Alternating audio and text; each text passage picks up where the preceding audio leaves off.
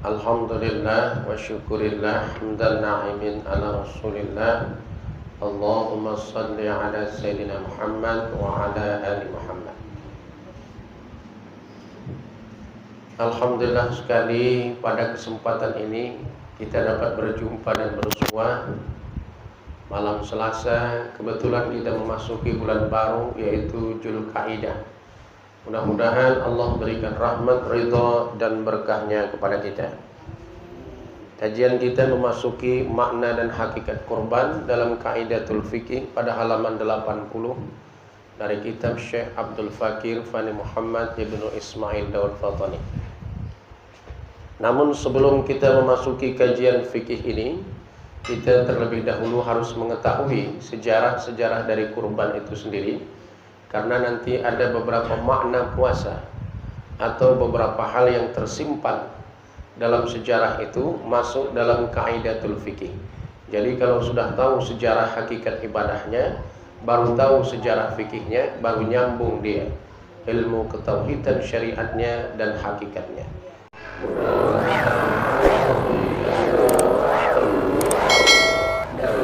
Mudah-mudahan Allah berikan rahmat, ridha dan berkahnya kepada kita. Amin ya rabbal alamin. Alhamdulillah. 80 ya, sip. Jemaah yang dimuliakan Allah, alhamdulillah sekali malam hari ini cuaca sangat mendukung sekali dan ibu-ibu sekalian dalam keadaan sehat walafiat. Bapak-bapaknya pun saya lihat sekali luar biasa sekali hari ini, cerah semua. Cerah walaupun ada gelap-gelap sedikit lah, ada juga lah. Tapi cerah lah nampaknya ini, nampaknya murah rezeki lah ini. Ya. Walaupun kalender kita agak tua sedikit tapi tetap muda lah ya. Alhamdulillah begitu sampai kita kemari, majelis belum dimulai, hidangan sudah sampai. Ini berarti luar biasa sekali, ya. Nah, silakanlah dimakanlah ubinya. Kena teh manis, kue lepat, wah berlipat-lipat lah wah sekali. Oh, tempat kami dah tinggal piringnya lagi kami. Luar biasa. Cepat datang ada anak muda ni. Jemaah yang dimuliakan Allah, kurban itu disebut dalam agama namanya udhiyah. Udhiyah itu adalah suatu perkara kurban. Jadi kurban yang dimaksudkan tadi kurban pada sejarah Nabi, penyembelihan pada hari Nahar. Ini suatu kitab pada menyatakan udhiyah bermula. Udhiyah itu sunat muakkad bagi orang haji dan lainnya. Jadi rupanya kurban itu dihukumkan ulama adalah sunat muakkad. Sunat muakkad itu adalah sunnah yang dikuatkan. Jadi dia di atas sunat hayat dia. Sunnah hayat itu ringan, tapi ini kuat dia, muakkad itu. Karena para nabi-nabi melakukannya, cuman sama kita dihukumkan sunnah. Nabi tiap tahun kurban, kalau kita bisa 2 tahun sekali, 3 tahun sekali, 5 tahun sekali, paling tidak seumur hidup sekali. Kalau tak bisa kita kurban lembu, kurban kambing. Tak bisa kurban kambing, bisa motong ayam 7 ekor. Kalau tak bisa 7 ekor, 3 ekor pun jadi. Tak bisa 1 ekor pun jadi. Tak bisa juga ekornya jadi potongkan. Jadilah gitu. Jemaah yang dimuliakan Allah, bagi orang haji dan lainnya, yang dimaksudkan ini kurban itu orang haji nanti yang berada di tanah suci juga sunat muakkad kurban. Lainnya orang seperti kita juga dianjurkan kurban. Namun alhamdulillah pada saat ini kebetulan sekali karena situasi dan kondisi pandemi corona, pemerintahan Saudi Arabia baru membuka bulan ini untuk pelaksanaan edukasi ke Masjidil Haram. Dengan sebab itu pemerintah kita kebingungan karena jemaah haji kita terlampau besar mencapai 230.000. Karena sempitnya waktu yang diberikan pemerintah Saudi Arabia, dan Saudi Arabia meminta hanya jemaah haji yang berangkat 50.000 orang saja dari kuota 230.000 yang akan diberangkatkan. Dengan berat hati pemerintah menyatakan bahwa ibadah haji tahun ini di cancel. Bahasa kita namanya ditunda.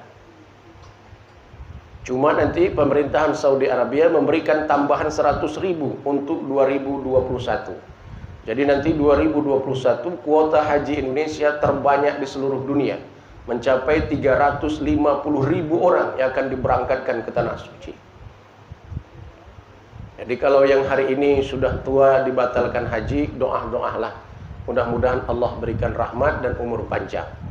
Yang jelas niat sudah berhaji, begitu. Kalau yang mendaftar baru sekarang ini mendaftar, nanti pembukaan pendaftaran dibuka tanggal 12 September untuk pembukaan jemaah haji yang berikutnya. Kalau mendaftar di 2020, insya Allah 2035 baru berangkat. 15 tahun. Ya. Itu kalau umurnya 80 tahun, berarti nanti 95 tahun baru berangkat. Itu ada dua lah. Kalau tak sampai Tanah Suci, Tanah Wakaf Pasar 3 Marelan jadilah. Ya, tapi niat sudah berhaji. Ya. Haji itu tak boleh dimain-mainkan, dia tetap hukum wajib pada fardu perintah. Jamaah yang dimuliakan Allah, dan tiada wajib melainkan apabila dinazarkan, seperti katanya, bagi Allah atasku kulakukan udhiyah ini pada hukum nazar, maka dihajikan dia wajib hukumnya. Nazar itu adalah impian, harapan dan cita-cita. Jadi kalau orang yang bernazar, berarti dia hukumnya sunat naik wajib jadinya. Aturannya hukumnya sunat muakkad, karena dia sudah bernazar benar, maka dia dihukumkan wajib fardu ain. Kurbanlah dia.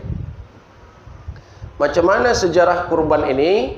Kajian kita pada kesempatan ini sejarah kurban dulu, supaya nanti jamaah bisa tahu macam mana dahsyatnya ketika Nabi Ibrahim mendapatkan perintah yang satu ini. Wa idh yarfa'u Ibrahim qa'ida minal baiti wa Ismail Rabbana taqabbal minna innaka antas samiul alim. Ini adalah cerita antara Nabi Ibrahim dengan anaknya Ismail alaihissalam. Ibu-ibu nanti mohon maaf sekali bapak-bapak, ada beberapa hal dari cerita ini. Ibrahim ini adalah nabi dari keturunan langsung. Jamaah yang dimuliakan Allah, Ibrahim ini nabi yang diangkat dan di masa mudanya sudah mengalami penderitaan yang luar biasa. Karena di masa muda dia berhadapan dengan seorang raja yang mengaku sebagai Tuhan. Namanya adalah Namrud laknatullah. Namrud ini istananya besar, rumahnya besar, air terjunnya ada dalam istana. Kalau bapak cari masa sekarang rumah orang macam gini, tak dapat lagi.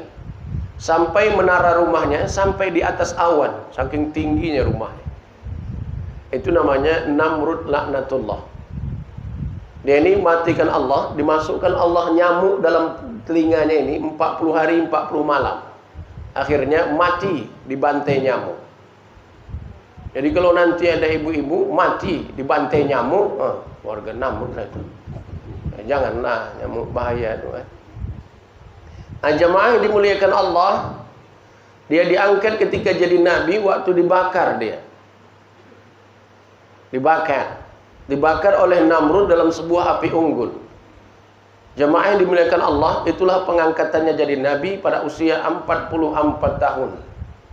Ulama selang pendapat ada yang mengatakan 53 tahun. Ada yang bilang 41 tahun. Ibrahim ini menikah dengan seorang perempuan cantik dari keturunan Palestina yang bernama Siti Sarah namanya. Jangan ibu tersinggung, Siti Sarah ini tidak punya anak. Akhirnya ada seorang budak raja untuk membantu Siti Sarah itu dalam mengarasi hidupnya. Siti Sarah menyuruhnya menikahinya. Inilah perempuan yang dinikahi oleh Ibrahim yang kedua atas izin istrinya yang bernama Siti Hajar al-Misriyah. Jadi karena tak punya anak suruh kawin. Siti Hajar ini dengan rahmat dan izin Allah punya anak dia. Anaknya inilah yang diberi nama Ismail alaihissalam. Ketika Ibrahim punya anak, umur Nabi Ibrahim itu mencapai 114 tahun baru punya anak satu. Kamu bayangkan dong, 114 tahun anak satu. Gua Ibrahim tokeh kambing tu, dia 70 anak yang dah 14. Atu anak. Kemudian Siti Sarah diberi Allah anugerah anak. Setelah masa agak panjang, akhirnya dia diberikan Allah anak.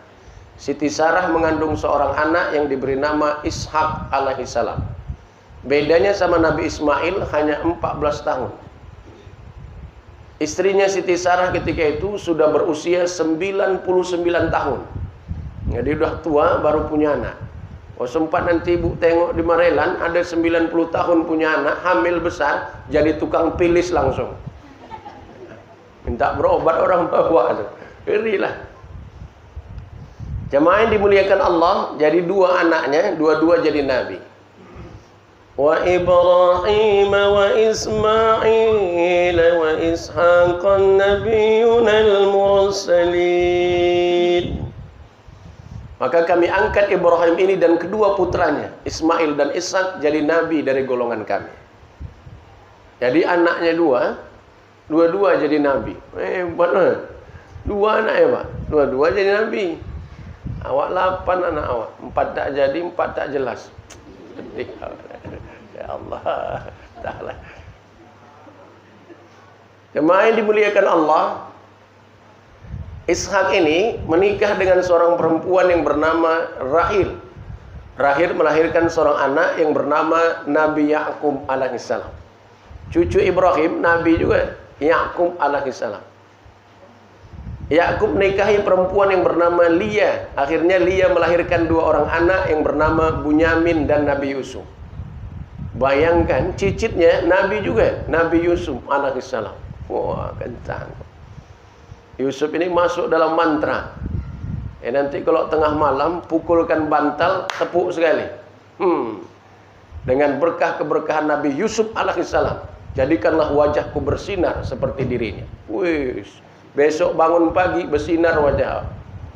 Bersinar. Keluar pucat panu kuda semuka. Jemaah yang dimuliakan Allah, jadi Nabi itu anaknya Nabi, cucunya Nabi, cicitnya pun Nabi. Nabi Ismail tadilah masuk cerita. Akhirnya atas permintaan Allah, Siti Hajar dipindahkan ke kota Mekah. Kota Mekah itu dulu namanya Lembah Uranah Gunung Arafah. Tak ada manusia di sana. Tidak seperti sekarang. Akhirnya ditinggalkan Siti Hajar di tempat itu, barulah sejarah dimulai. Dengan kesulitan, kepayahan, penderitaan perempuan ini, akhirnya Allah berikan satu-satu nikmat. Yang pertama, tumitnya mengeluarkan air, tiba-tiba jadilah air Zam-Zam. Ismail pada usia 9 tahun sudah jadi tokeh domba, pengembala domba paling terkenal di negeri Mekah. Sedangkan ibunya Siti Hajar sudah jadi orang besar dan dihormati. Luar biasa, cepat betul Allah naikkan derajatnya. 9 tahun Nabi Ismail tadi sudah gagah dia. Tidak macam 9 tahun masa kita. Kita 9 tahun main kuaci, engguli, ya Allah. 9 tahun Nabi ini. Jamaah yang dimuliakan Allah, pada usia 9 tahun Ibrahim datang. Datang dia menengoki keluarganya tadi. Akhirnya pada bulan Zulkaidah ini Allah masukkan mimpi dalam dirinya. Jadi wahyu itu termasuk ujian Allah untuk dirinya. Dan mimpi itu terjadi pada bulan Zulkaidah. Ini bulannya. Maka saya ceritakan dulu. Apa mimpinya?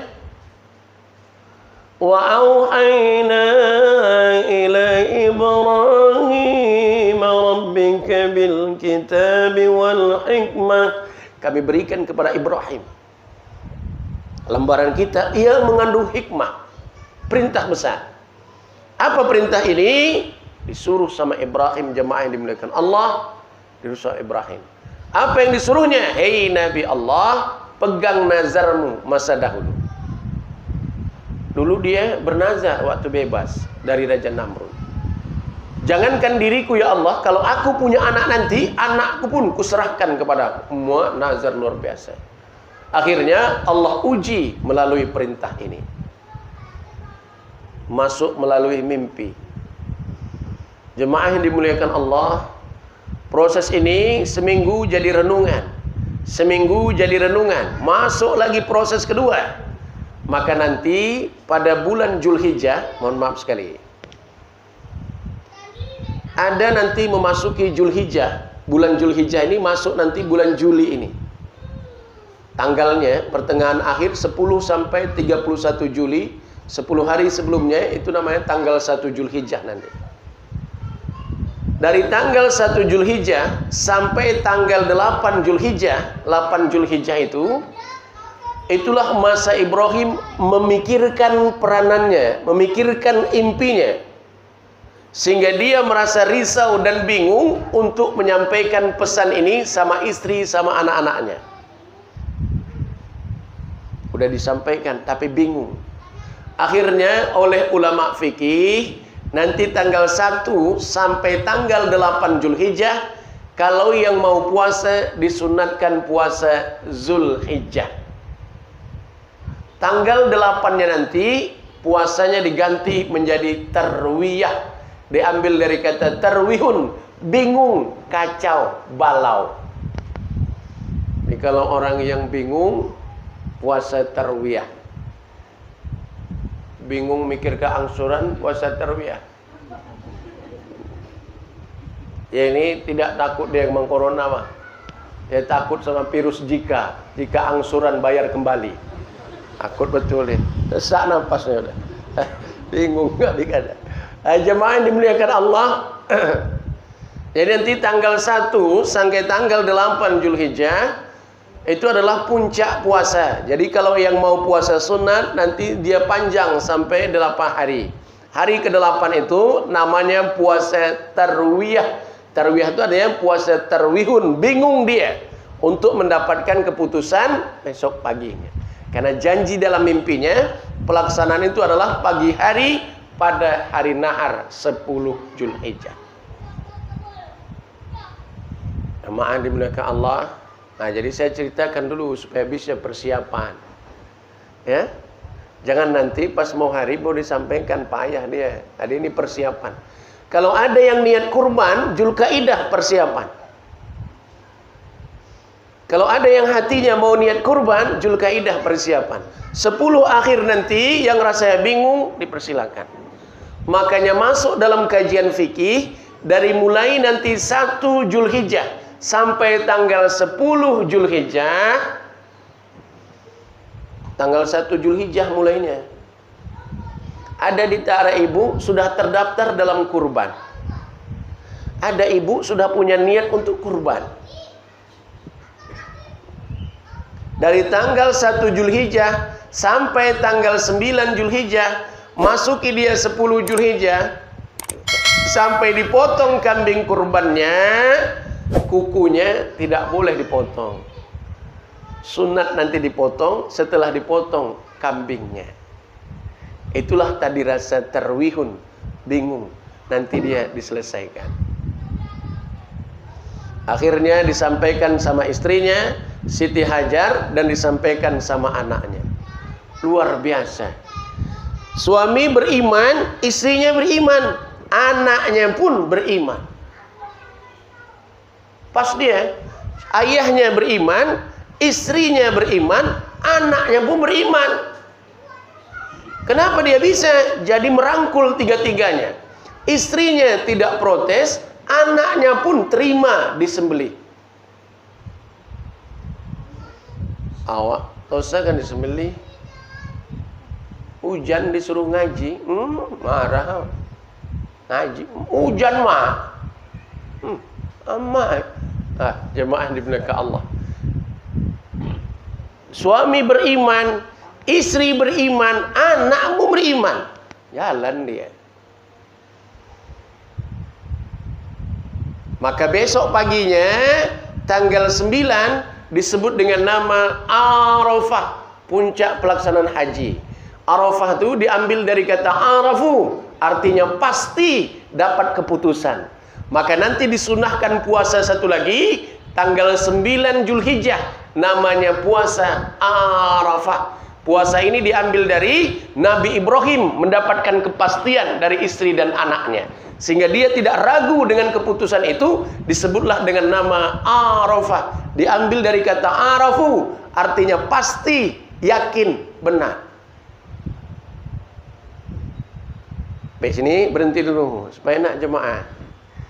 Kalau ada yang sering puasa bulan Syawal 6 hari bulan Syawal, sering puasa Senin Kamis, sering puasa Asyura 10 Muharram, sering juga puasa-puasa sunat. Puasa Arafah ini adalah puasa yang paling afdol dan tertinggi dari seluruh puasa sunnah. Jadi dia ada dia. Ya, kenapa mu? Kucing, lagak betul kucingnya ya. Ya Allah.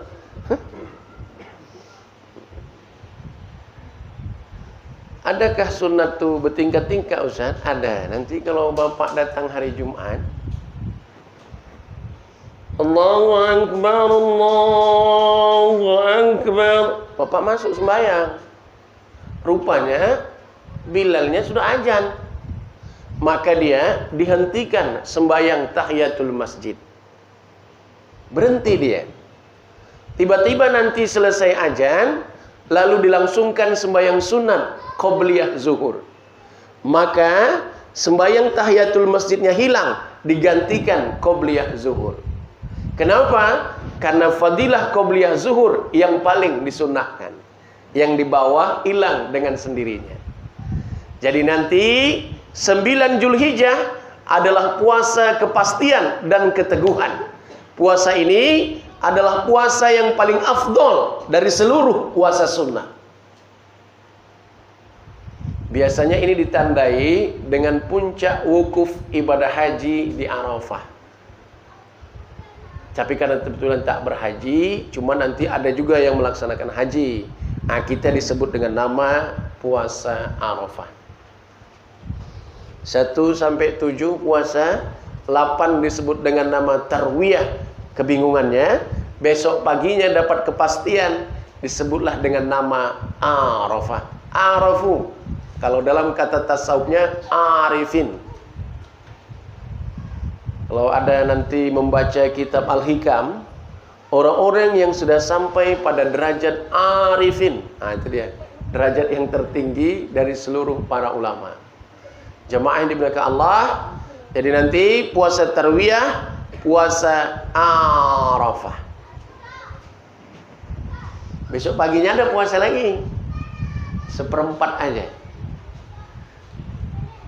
Dari mulai pas waktu sholat subuh dimulai, disuruh imsak sampai jam 8 selesai pelaksanaan khutbah Idul Adha.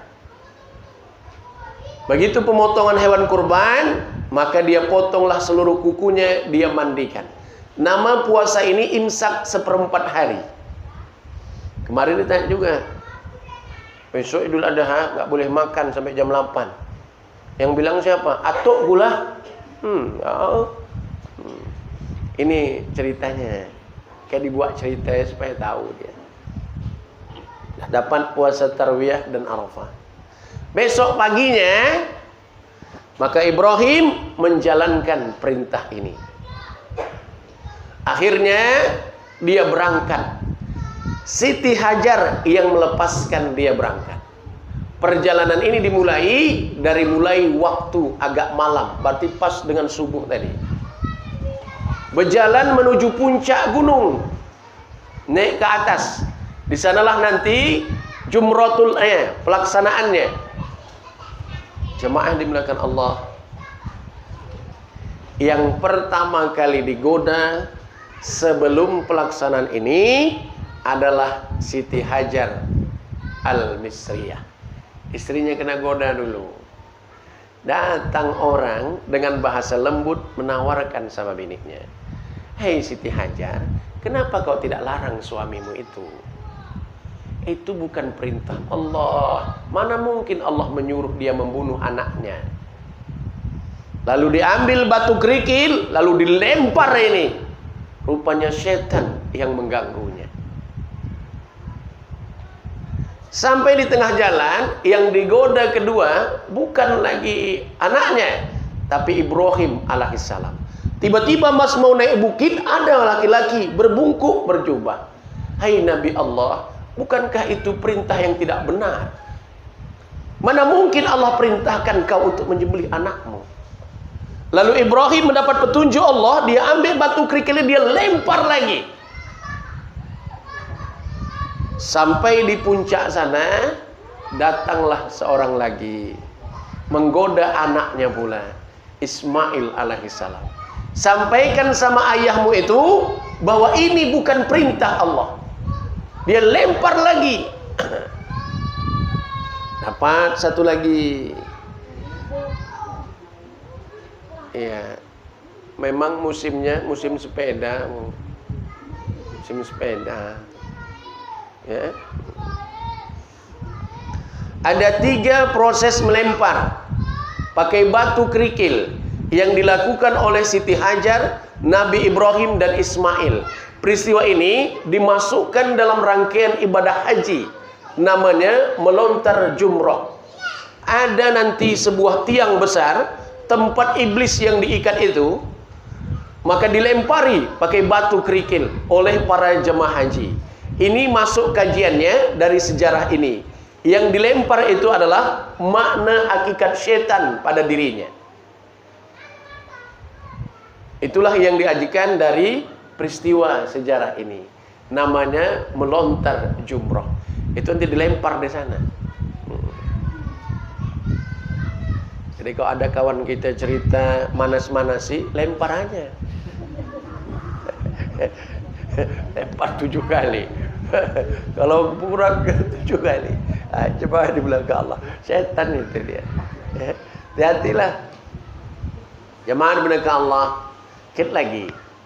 Lalu sampailah pelaksanaan nahar. Pas pagi hari ketika pelaksanaan 10 Zulhijjah.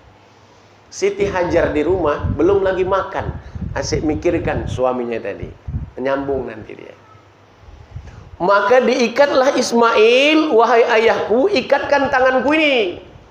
Kakiku, jadi nanti ketika rasa sakit itu, kalau sakit kalipun dia, aku tak memberontak dan tak memukulmu. Makanya sunnah binatang kurban diikatkan dia, supaya aman dia. Kata orang Dusan, nggak perlu diikatkan. Ya diginikan aja lah. Itu cerita mimpi itu. Nggak ada itu. Ikat dulu dia. Lalu wahai ayahku, lalu oleh Ismail dipukulkan pisaunya ke arah batu. Tiba-tiba batunya terbelah jadi 2. Saking tajamnya pisaunya. Masuk satu lagi fikihnya. Maka sunat menajamkan pisau pada hukum sembelih. Tak boleh tumpul. Mesti dia tajam, setajam silet. Wih. Tenang, tak usah tertidur, tenang, biasa aja. Jemaah yang dimuliakan Allah. Lalu ketika Ibrahim tadi, jadi nanti ada beda cerita versi sama anak SD. Kalau anak SD bilang, tiba-tiba Ismail bertukar menjadi domba. Tidak. Jamaah yang dimuliakan Allah, bahwa ketika disembelih tadi, Ibrahim tidak mengetahui sama sekali. Karena dia sudah menutup anaknya ini dengan kain serbannya tadi. Wahai ayahku, tutupkan aku ini, supaya nanti ketika darahnya keluar, kau tidak bersedih hati. Hebat anaknya ini. Pasrah betul. Kalau kita, jamaah di belakang Allah ditutupkan, lalu disembelih oleh Ibrahim, lalu bertakbirlah seluruh malaikat. Inilah takbir pertama dalam sejarah dunia. Jadi takbiran hari raya itu tidak dari Nabi, tapi langsung malaikat memberikan petunjuk ini untuk Ibrahim. Peristiwa kurban itu disaksikan 70.000 para malaikat. Allahu Akbar, Allahu Akbar, Allahu Akbar. La ilaha illallah, Allahu Akbar, Allah.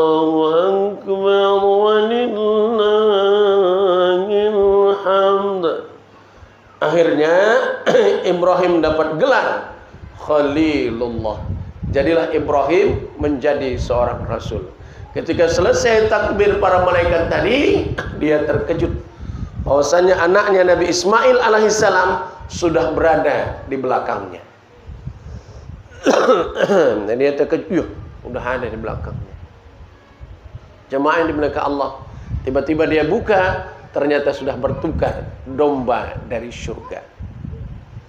Makanya nanti ketika sembelih hewan kurbanmu, ketika darahnya keluar, bertakbirlah kepada Allah.